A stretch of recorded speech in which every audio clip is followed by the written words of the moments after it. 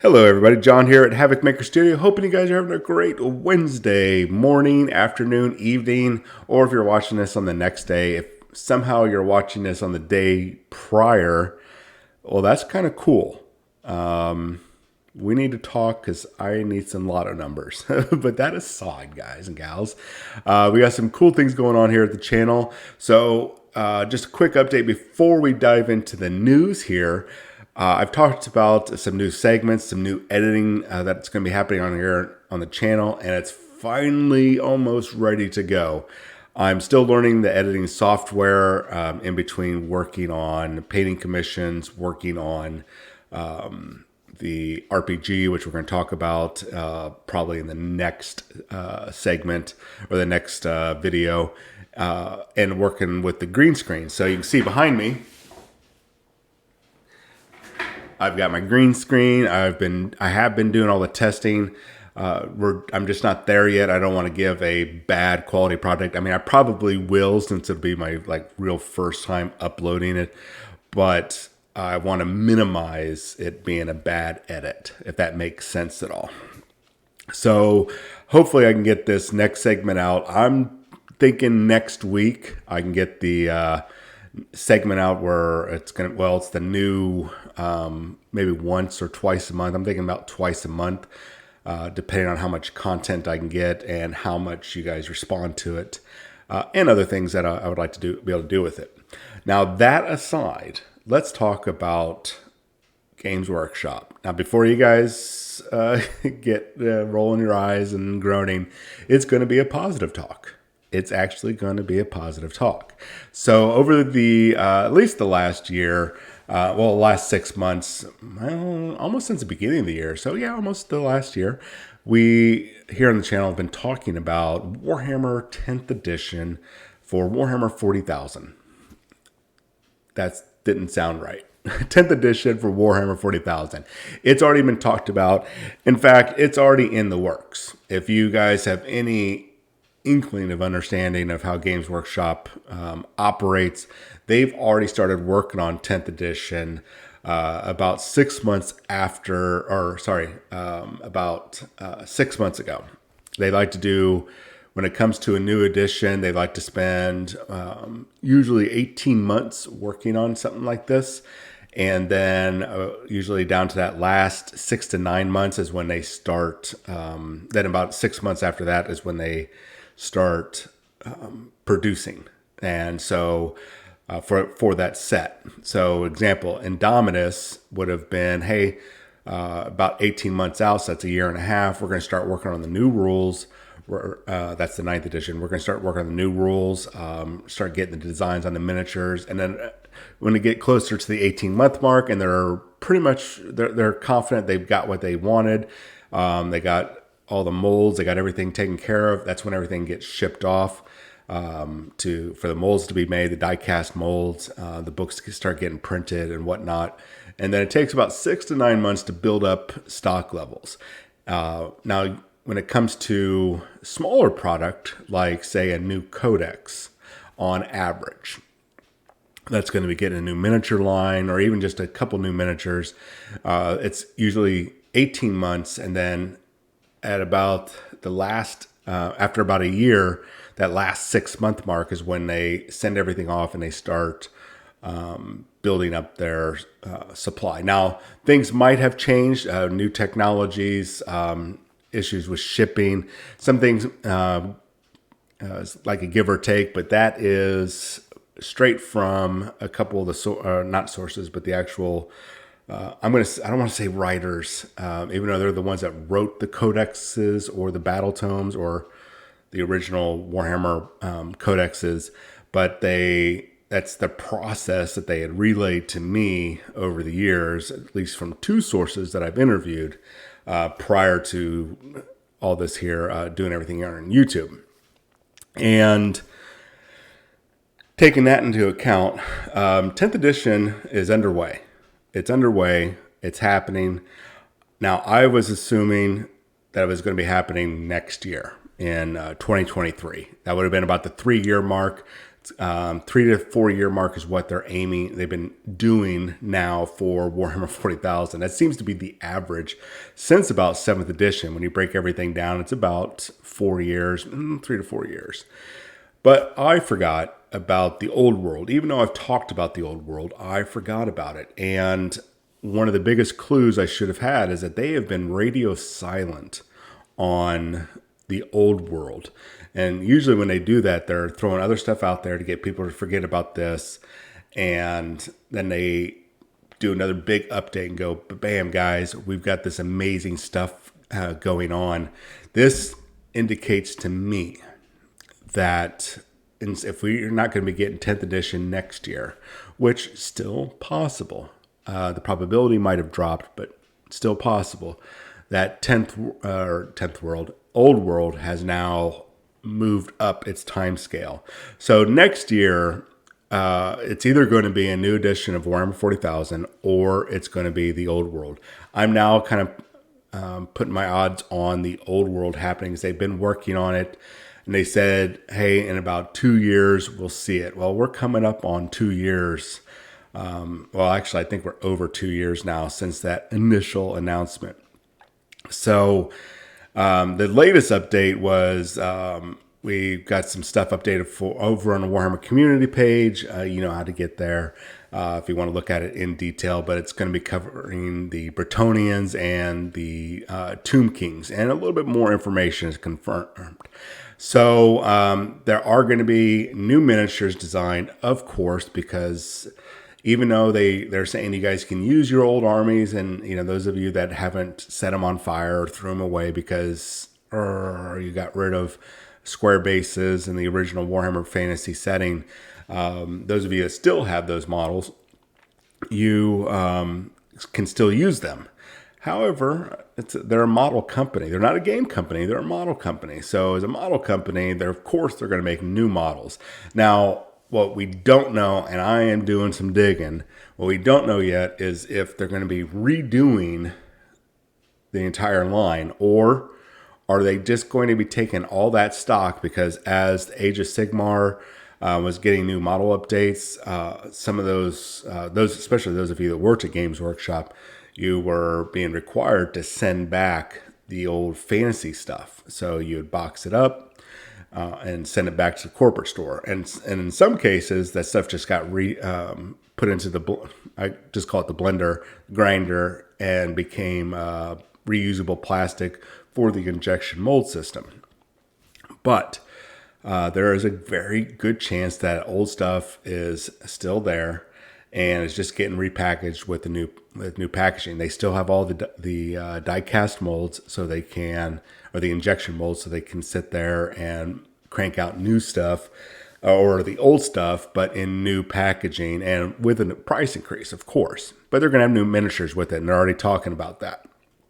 So those of you that really love the Tomb Kings and Bretonnians, rejoice, because they're going to be in the old world, which they needed to be, especially the Bretonnians, who've gotten the short end of the stick way too much.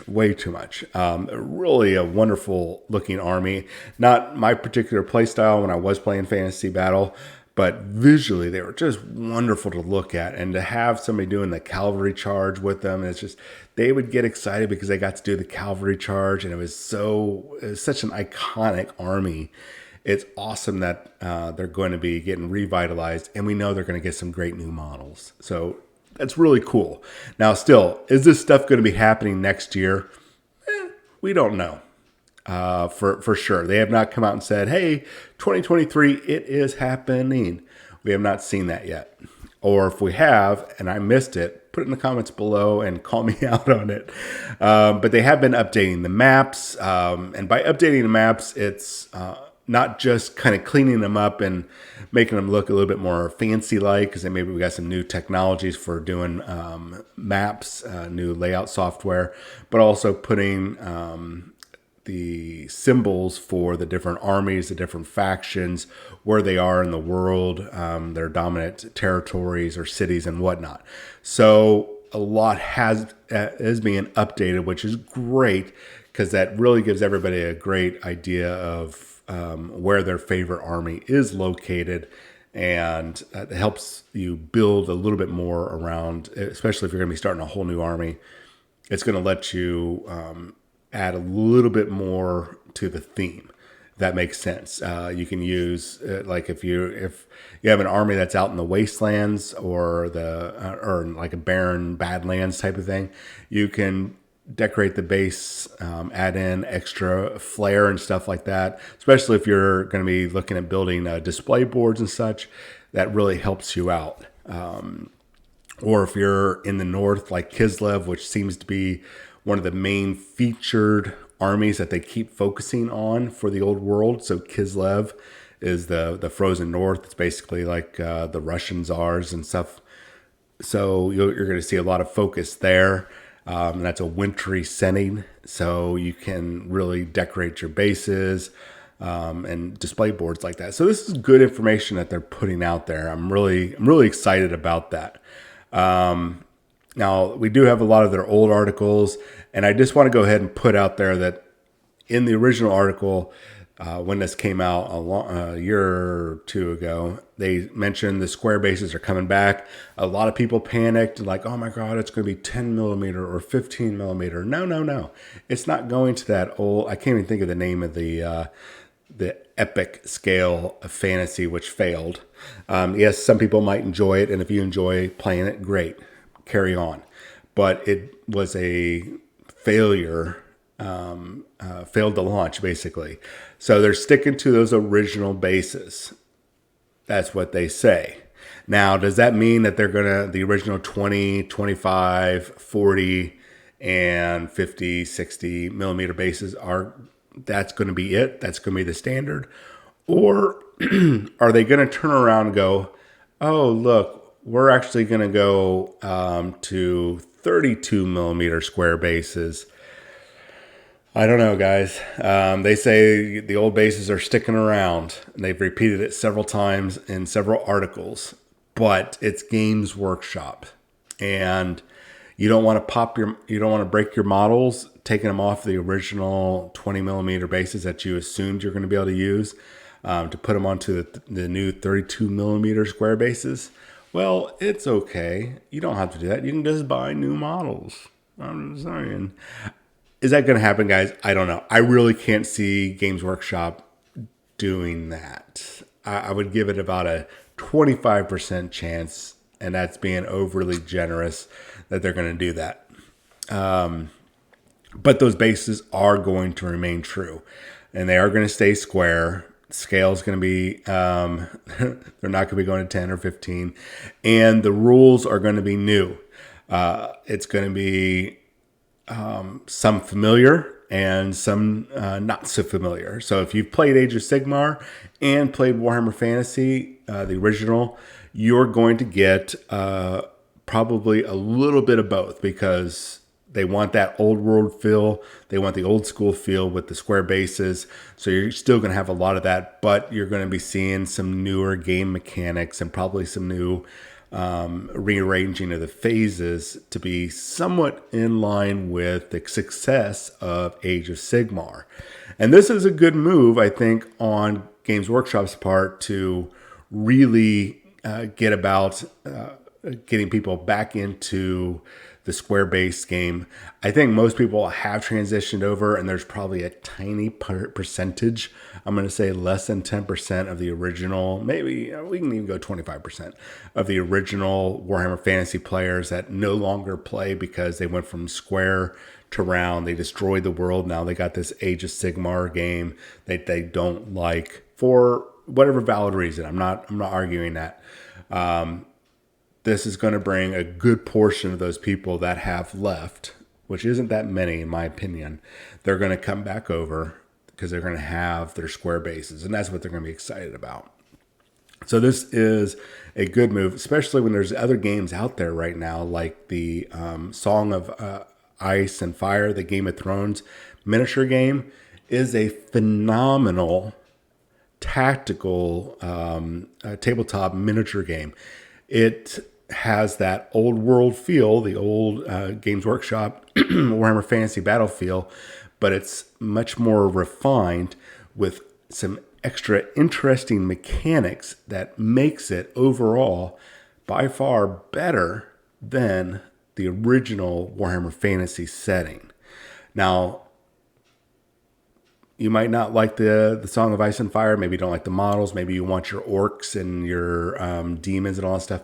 Totally cool. I'm just saying that when you have another game that's doing so well, that's getting these max attendance at their events, it is something to be concerned about, because you are losing a portion of your market to a company that's doing it better.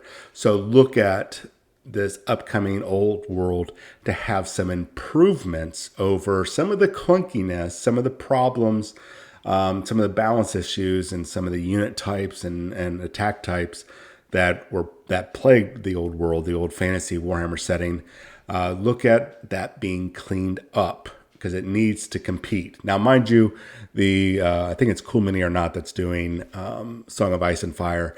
They obviously don't have the same reach as Games Workshop does, but they're making a significant impact for Games Workshop to take notice. Just like there's going to be, we're starting to see a shift in Games Workshop, put a little bit more focus on the skirmish games, because these smaller skirmish games, we've talked about that before, are making an impact on sales to Games Workshop. People are starting to transition over to something small scale, inexpensive, and quicker to play, and more balanced. So does this mean that Games Workshop's going to kind of like really rock the market? No, I think the fans of fantasy are going to go to it. The ones that want to play the square bases. You might get some Age of Sigmar players over. You might get some of the original old school Warhammer Fantasy Battle over. I think people will be playing this. People will be excited, and it's going to flood the market, and there's going to be some great memes out there. I'm really looking forward to seeing some great memes. I think this is a good move by Games Workshop, because they're not doing so hot. And I'm not going to rehash that right now, but they're not doing so hot in the market. And they just lost their last famous person, if you will, the last really famous person. Yes, I know they got like Jeremy Vitok and a few others, the old school, the old guard. But they just lost Peachy. And Peachy, I believe, if I read that article correctly, is going to go over and work with Duncan, and that's bad. And I don't want to say rats leaving a sinking ship, because they're not rats, but when your talent is leaving, that's good for them.